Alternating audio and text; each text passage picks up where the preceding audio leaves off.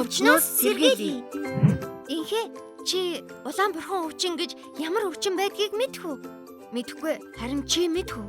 Манай өрхийн эмч халуурдаг, биеэр тууралт гардаг, бас нүд өрөвсөх, ханиалгах, нус гоожих шинж тэмдэг илэрдэг. Хүндэрвэл эндэх аюултай өвчин гэсэн. Ихэвчлэн улаан бурхны эсрэг вакцина хийлгээгүй бага насны хүүхэд өвддөг.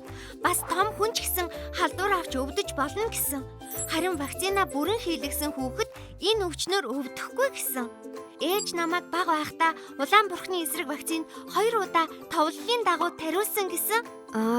Улаан бурхан өвчний эсрэг вакцин хийлгэсэн эсхэ би сайн мэдэхгүй байна. Ээж аваасаа асууя.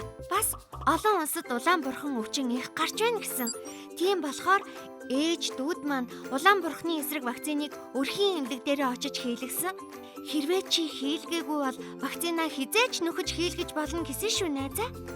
Найзуудаа, вакцина 9 сар 2 настайдаа заавал хариулаарай.